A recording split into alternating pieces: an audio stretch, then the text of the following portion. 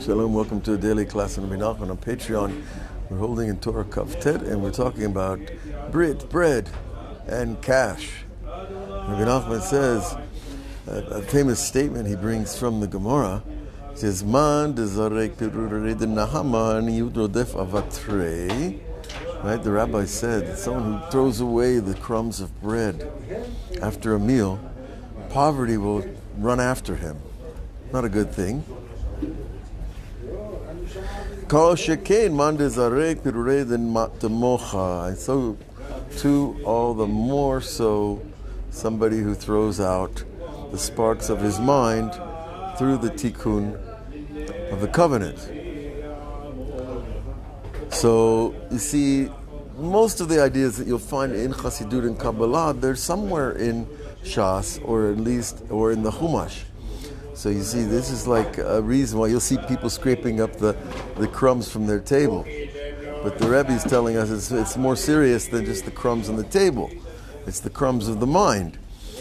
And he goes on to tell us, V'zeh lo tochlu al hadam. Don't eat on the blood. Now this is a basic command that when a person shechs, you have to cover the blood with earth as respect for the blood, because the blood were nafish.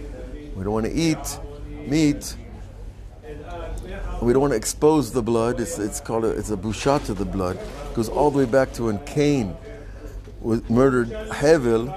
Cain murdered his brother, that the blood of Hevel cried out to God. It wasn't covered because it has soul in it. It has real personality in it. Okay, and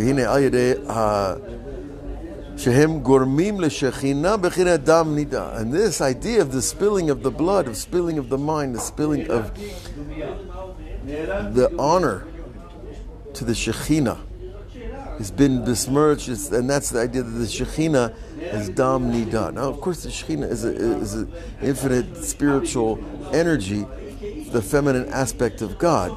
But we're saying that there's this connection to impurity that even affects the Shekhinah when human beings are not on the level.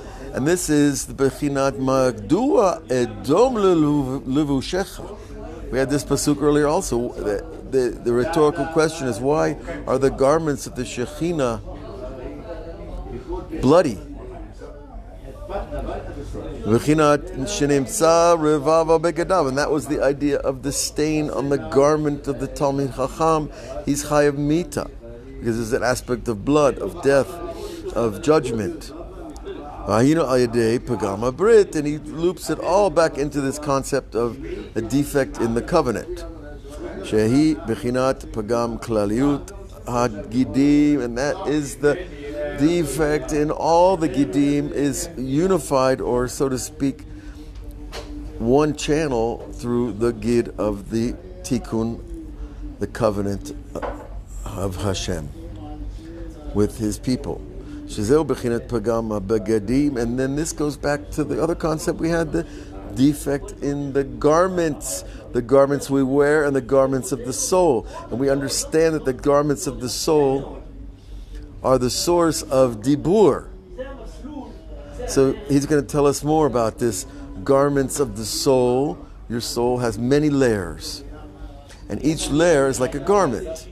And one of the garments of the soul is the garment of speech, and they're, so to speak, layered on. And this is when there's a pagam, this affects all the different levels. The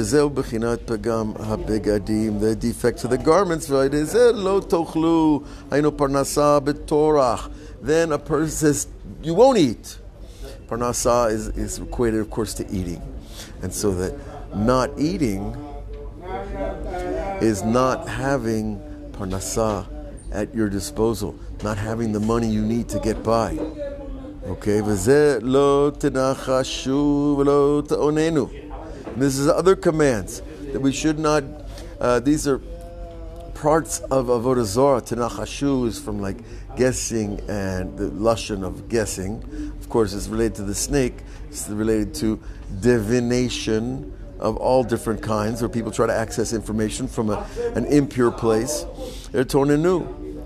And so this is Shehem Gormim Bichinat Nachash Mashiach La Legaba. This is the idea of the snake biting Chava, the garment from behind. Because remember, Chava is the garment of Adam, and the snake bit her and first. And that was the poison. That's how the poison got into the system of all humanity. And it says that he bit her from behind on where the garment, which is this garment of Begadim. Which all circles back to the idea of having a hard time earning a living.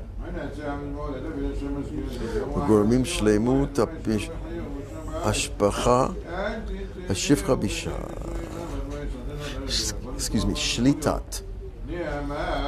Shifcha Bisha. This is the ruling of the maidservant, that, like Hagar, who tried to take over Sarah's house. That's the evil feminine aspect trying to take over a man's house, which is his mind. Shehi et ra'ah. This is the idea of an evil time when such a thing could happen. Zeu lo tenachashu. And this is, don't engage in divination. Shelo legrom has v'shalom nachash mashiach la legaba. So that would not cause this impurity to enter the system. And it's the impurity, of course, in the mind. V'lo te'onenu shehu lashon et v'oneh. And te'onenu is the lashon of the time for the purification of the woman, the time where she's impure. And so we're all this loops back into the idea of causing the impurity to the Shekhinah according to the model of a woman. We shouldn't cause that evil time to descend on a person of the 28 times that are delineated in Sefer Mishlei and in the Kabbalah. And this is what Yaakov Avinu requested. Natati li lechem lechov beged lilbosh. Yaakov all he asked from God was bread and garment. But he was talking about a spiritual garment. And he was talking bread, about a parnasa that would come to him without the hard, terrible hard work that people have to go through to try to earn a living in this world. Kizeh talui bazeh. Because Yaakov knew that each one of them depended on the other. Ki parnasa talui b'chinat begadim levanim, because a person's income depends on having clean spiritual garments. V'zeu le'echo le'sovav le'mechasei atik. This is from Yeshaya Navi, who prophesied that in the end of days the people will sit in Jerusalem and eat from the Kodesh, and they will have clean garments, and they will have mechasei atik. Literally, Rashi says means expensive, beautiful garments that people will have at that time. V'Yaakov Shem, and that of course is the spiritual garments.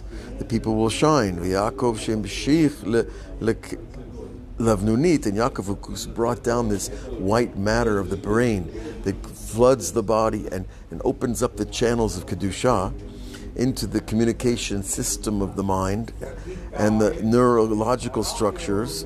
Machsof Lavan. And this is connected to the idea of the white covering, which is the name of a book by Rabbi Yaakov Abu Chatzira, which is this Machsof Lavan, is this idea also of the Tikkun HaKlali, this spreading of the white of a holy mind throughout the whole body. As it is written, Reshit Oni. Yaakov said that Reuven was the beginning of his power. Nemarbo, and it said about him, V'yoshev Oalim. And Yaakov would dwell in tents, Hayinu Bechinat Shemayim, which is like dwelling in the spiritual realm in his learning. As is written, V'yimtachem ka'ohel lashavet, and they spread out the heavens like a tent for dwelling in the spiritual realm. The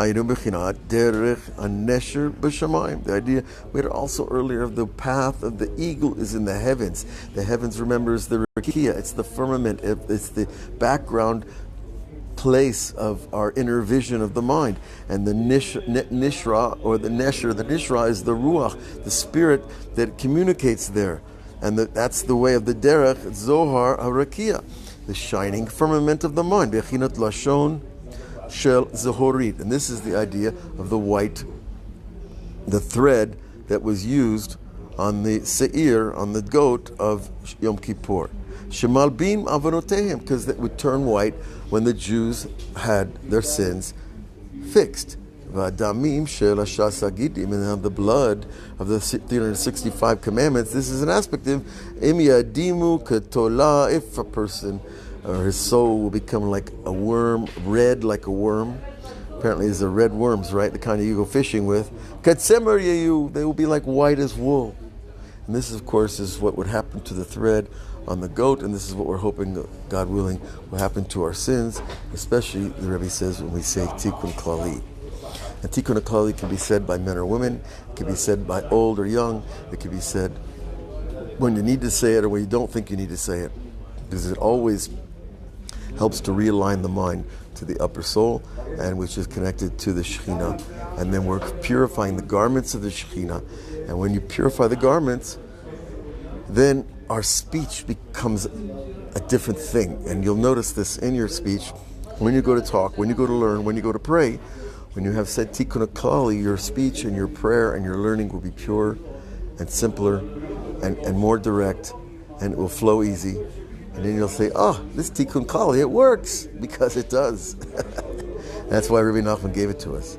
So God bless you all. We'll continue tomorrow. Take care.